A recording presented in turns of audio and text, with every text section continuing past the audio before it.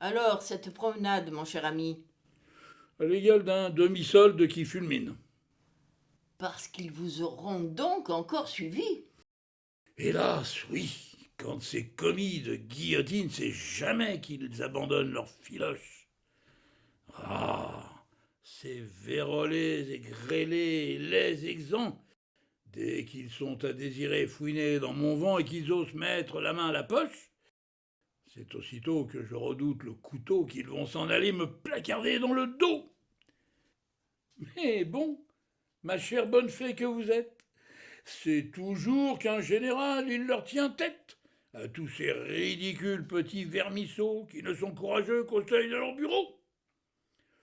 D'ailleurs, quand mon lourd bâton ferré et noueux, il se prend des monomanies de meurtrier, voyez-vous que c'est déjà que tous ces vicieux, ils y retournent nager dans leurs encriers. Eh bien, une chance, mon très cher général, que vous l'ayez toujours et à jamais sur vous, ce maquila du beau pays de Bayonne. Ça, c'est sûr. Et quand il se donne beaucoup de mal afin que, du premier au dernier de ses coups, il vous protégea des mauvaises personnes.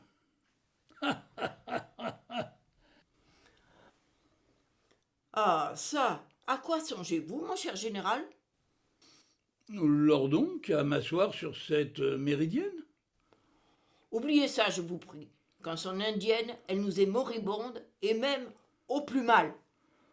Car vous nous y revenez à cette lubie que ce siège il serve à tout, sauf à s'asseoir. Sans doute quand cette soie, elle a trop subi tous ces tristes déclins qu'on peut hélas lui voir. Allons, cher général, de grâce, et s'il vous plaît, lorgnez plutôt après cet amusant crapaud, ou même après ce si moelleux cabriolet. Sauf que, quand l'estropié que je suis les voit tous ces méchants et acariâtres bouts de bois, je le sais qu'ils me font déjà très mal au dos.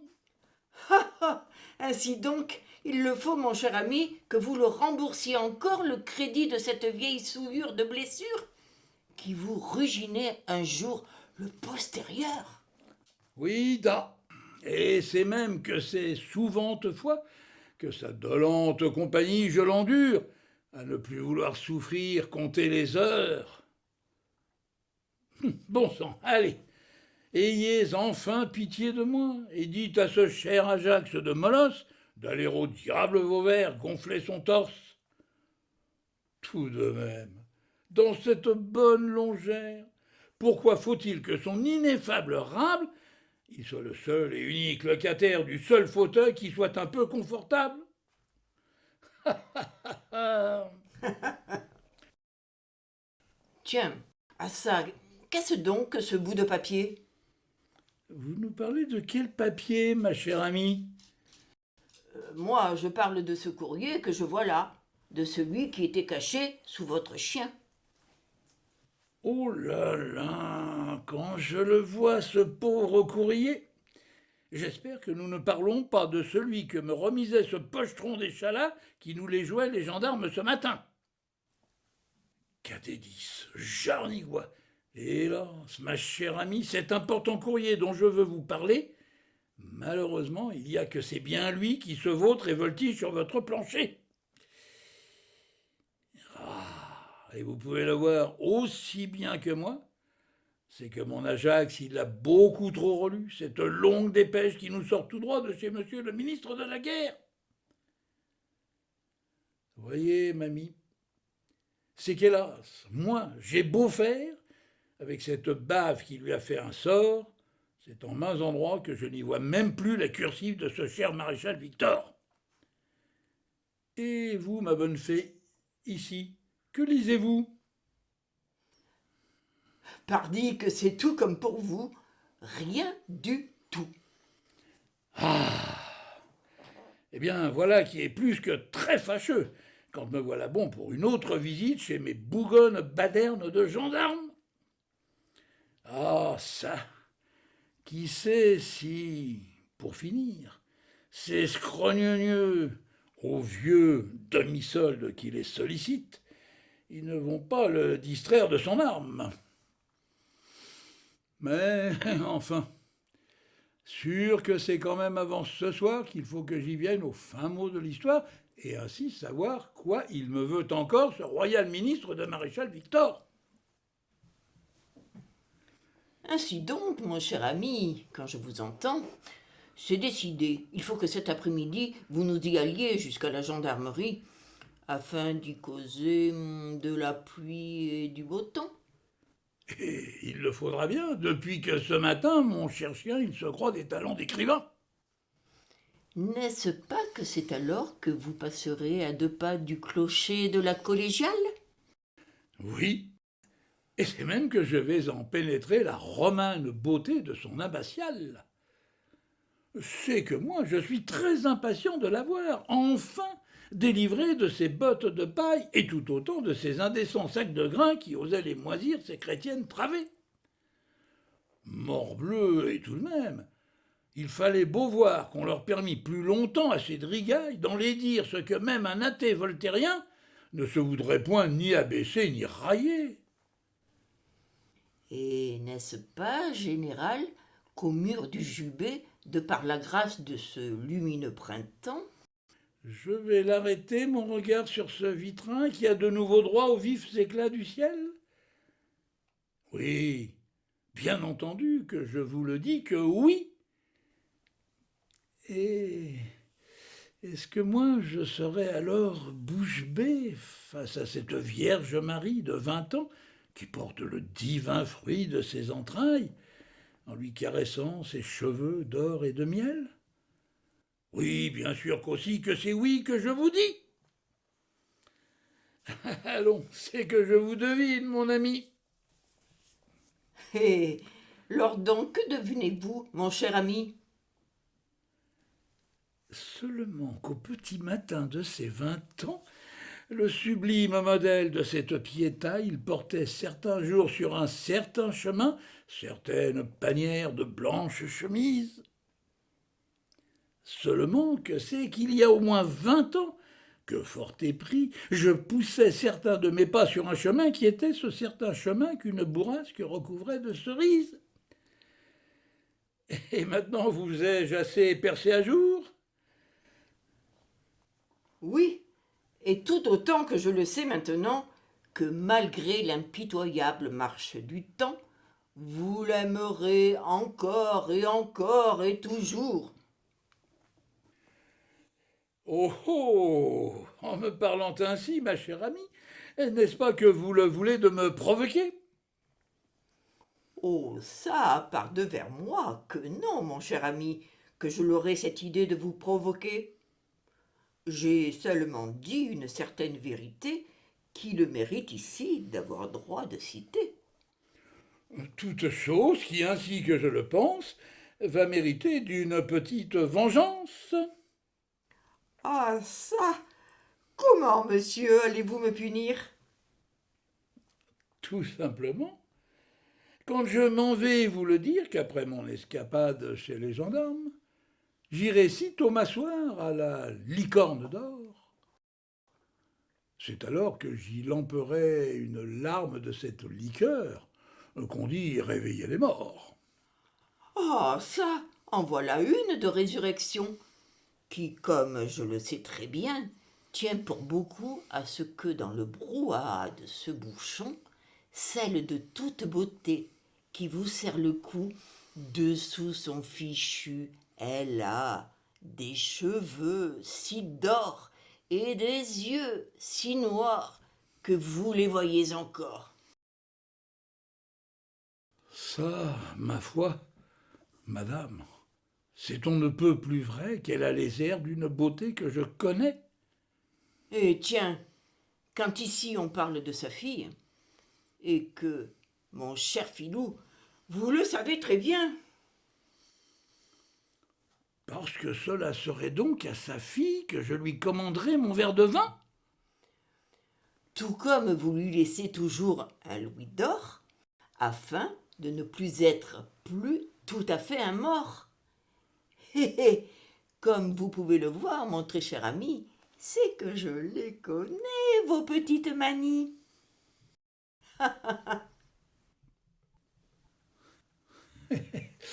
Donc vous le savez aussi, ma chère Douée, que j'irai ensuite aux portes de l'enfer nous jouer quelques longues parties de dames. Ça, c'est sûr que vous y jouerez et rejouerez sous ce lourd et étincelant quinquet de fer dont vous bénirez une à une les flammes. Et dans cette enfumée sombre taverne, nous la diriez-vous, ma si amusante amie, la raison de cette drôlatique folie de bénir les braves feux d'une lanterne? Certainement pas, quand vous le savez très bien qu'il est un bien joli et immense portrait qui pend depuis 20 ans sur cette simèse. Au-dessus de cette interminable table, au-dessus de l'ivoire de ce grand damier, au-dessus de votre trop rêveuse tête, et enfin, au-dessous de ce luminaire. Ça, c'est vrai que c'est de longtemps qu'il est de peint. Un ravissant pied en cap de jolis portraits dont les ravageuses et bouclées anglaises, elles ont les camailleux de l'or et du sable. Quand elles vous sont ciselées et illuminées par ces radiants de lumière que nous prêtent les 7 chandelles de ce luminaire. En vérité, mon bon ami, mon cher ami, puisqu'on en parle de la tournée des Grands-Ducs, C'est ici que je vous coupe, ma chère amie, quand en effet que j'irai au lapin chasseur. sauf qu'on ne vous y sait pas de peine de cœur. Sauf aussi qu'il faut lier d'un cordon de bolduc cette percale qui pend à cette croisée. C'est ainsi que ces joyeusetés de lapin qu'on y a dessinées et crayonnées dessus, elles vont aussitôt y filer dans leur terrier. Et donc, dorénavant, nous laisser bien en vue ce qu'il faut nous voir d'horizon et de lointain depuis cette désormais claire fenêtre. Ah, ça, merci de déjà si bien connaître l'attendue chute de ma petite histoire, quand c'est bien par là que moi je veux y tout voir. Et y voir quoi, cher poète de général? Ça, jarni coton et jarni Dieu, seulement cette sente bucolique et vicinale qui fait son chemin sous des chaînes de 100 ans. C'est ici que moi, 100 fois, je l'imagine, qu'une vive jeunesse, elle y chemine. Et même aussi qu'elle chante, et qu'elle rit, et même aussi qu'elle en pousse des 1000 cris. Et sur cette route, sans doute, n'est-ce pas qu'on y voit aussi une lourde carriole? Et aussi qu'un cheval blanchi s'abricole, tant son maudit fardeau il harasse ses pas. Et un général nous dirait-il quelques mots quant à l'obèse chargement de ce chariot? Mais certainement, quand cette lavandière, ce sont 40 chemises et 3 bustiers. Ce sont 40 draps et 20 aides d'oreiller qu'elle nous aura mis au fond de sa panière. Ah ça, mais qu'il est donc naïf cet homme-là, quand c'est toujours et patati et patata qu'il croit et pense qu'elle en a du cœur, elle, alors qu'elle ne lui veut que des querelles. Mais certainement, quand cette lavandière, ce sont 3 caracos et 12 pantalons. Ce sont 12 chaussettes et 3 édredons qu'elle nous aura mis au fond de sa panière.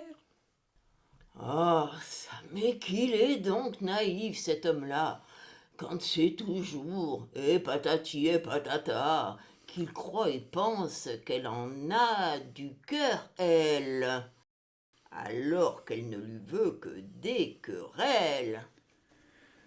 Mais certainement, quand cette lavandière, ce sont 3 caracos et 12 pantalons. Ce sont 12 chaussettes et 3 édredons qu'elle nous aura mis au fond de sa panière. Ah ça, mais qu'il est donc naïf cet homme-là, quand c'est toujours et patati et patata qu'il croit et pense qu'elle en a du cœur, elle, alors qu'elle ne lui veut que des querelles. Mais certainement, quand cette lavandière, ce sont 4 rouges paletots de laine, ce sont 70 jumelles de mitaine qu'elle nous aura mis au fond de sa panière. Ah ça, mais qu'il est donc naïf cet homme-là, quand c'est toujours et patati et patata, qu'il croit et pense qu'elle en a du cœur, elle, alors qu'elle ne lui veut que des querelles. Ah, ça donc, ma très chère femme, de grâce, allez-vous enfin nous cesser de marmonner? Dès que notre cher fils, il va nous le dire pourquoi, sans crier gare et devant chez nous, elle vient de stopper cette verte berline avec, devant, un douzain d'hussards sabre clair, avec, derrière, 30 hussards sabre clair. Et, selon vous, qui nous ferait donc la grâce de s'en venir, sabre au clair, ainsi stationné devant la maison d'un général d'Empire? Celui de maréchal qui en a après vous, tandis qu'il descend enfin de sa berline, avec devant un douzain d'hussards sabre au clair, avec derrière 40 hussards sabre au clair. Oh, oh, mon inénarrable et tendre doué! Avec une telle réponse, comprenez qu'hélas, moi, je ne peux rester que sur ma faim. Ah ça, c'est tout comme moi, quand je le vois bien que notre maréchal du roi de visiteurs, il est tout bien caché par une dame. Donc, tout près de lui, il y a une femme. Sans doute quand j'en devine chaque bonheur. Mais, dites-moi, notre Pierre qui s'agite, pour finir, que nous hurle-t-il, ma bonne amie? En vérité, je n'en sais rien, mon cher ami. En revanche, je le vois ce qu'il agite. Ce qui veut dire qu'ici, nous parlons de quoi? D'une sorte de petit cylindre de bois. D'une longueur qui, par exemple, nous sera... Disons à peu près tout comme mon presque avant-bras. Ça, voilà qui n'est pas très grand en vérité. Et que nous diriez-vous quant à son diamètre, à ce qui ne ferait pas même un brigadier? Je dirais entre 2 et 3 centimètres. Eh bien, voilà une maigreur qui, pour le moins, ne nous fait pas un commencement de gourdin. À ce propos, vous qui avez des yeux pour deux, de quel bois nous est-il fait ce petit ligneux? C'est jamais que je ne saurais vous le dire, quand cette gournable, elle est gainée de cuir. Eh bien, voilà qui est plutôt déconcertant. Surtout quand notre aspirant hussard de pierre, il est, on ne sait pourquoi, tout à coup très fier de nous en montrer et remontrer son clinquant. Car donc il brillerait ce facétieux bâton? Oui, quand sur son galuchat, couleur du corbeau, on lui devine par-ci par-là des lys d'or. Des lys d'or, nous dites-vous, ma très chère amie? C'est comme je vous le dis, mon très cher ami. Hum, hum. Eh bien, voilà qui est plutôt singulier. Et lui, notre maréchal qui était de dos, maintenant le voyez-vous enfin pour de bon? À le voir, selon vous, autant qu'on peut s'y fier, serait-ce en chair et en os ce brave Victor? Sauf qu'il y a que je ne peux pas le dire, quand de toute ma vie, je ne l'ai jamais vu. En tout cas, ça c'est certain qu'on vous respire avec pour le moins que des airs de déjà vu. Eh bien, ma très chère femme de général, avec, devant, un douzain d'hussards sabre au clair, avec, derrière, 40 hussards sabre au clair, moi je vais vous le dire que ce maréchal, il nous a quelques malices dans la tête. En effet, quand c'est enfin que je le comprends, qu'il brandit et agite dessus sa tête ce fleur-de-lysé bâton de commandement qui fait de mon demi-solde de général un 19e boulevard de maréchal. Ah, ça, madame, comment pourrais-je y croire? En vérité, ne serait-ce qu'un seul instant, à ces folies que vous venez de me dire. Ça, dès que vous allez enfin prendre le temps de nous les chausser vos yeux, mon cher maréchal. C'est alors que, tout comme moi, vous l'allez voir qu'un ancien et très faux modeste général, ce n'est plus vraiment par ici qu'il respire. Et maintenant que je les ai chaussés mes yeux, répondez-moi, madame la maréchale. Et je vous écoute, monsieur le maréchal. À cette femme, quand moi je lui vois des yeux qui sont deux vieilles prunelles si noires corbeaux, aurait-elle un petit nom quand elle me sourit? Parce que cet être qui hier fut exquis et que le pur hasard aura fait de si beau, ce n'est pas du tout que vous nous le remettez. En effet que non, et pas le moins du monde. Et puis, cette fanée flétrie joconde, pourquoi ose-t-elle me faire de loin ce baiser? Oh, ça, est-ce que je sais, monsieur le maréchal? Et maintenant, voyez-vous ce qu'elle a, je vois? Sans doute absolument tout ce qui vous déçoit et qui désormais va vous faire un très grand mal. Ah, madame, pourquoi donc tous ces cheveux blancs? Sans aucun doute, voyez-vous seulement là la cruelle et implacable rançon du temps. Ah, madame, c'est qu'ils n'ont plus un moindre éclat. Eh bien, sûrement que notre rue de la Voire les aura trop délavés, vos souvenirs. Et puis, quelles sont ces consternations de rides, tandis qu'on ose me faire un autre baiser? Oh, moi, tout ce que je sais, c'est qu'on peut y voir que ce qu'il reste de décombres d'avenir à un vieux cœur d'artichaut qui se décide à vous les offrir trop tard, ses premiers baisers. Et puis aussi, ma belle et si fidèle amie, par le Christ, quand je les vois aussi, ces rondeurs, dites-le-moi que c'est juste que je rêve. Bien entendu que c'est non qu'ici je vous dis, quand, pour votre à jamais toujours fidèle cœur, elle le sera désormais belle qu'on rêve.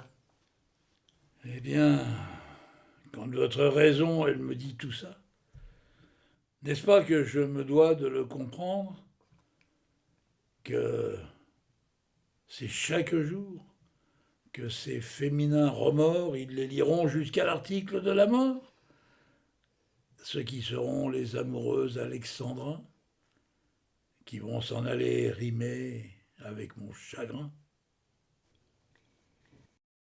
Oui, mon si merveilleux et si fidèle ami, que c'est tout bien à ça et à seulement ça qu'il faudra chaque prochain jour vous attendre.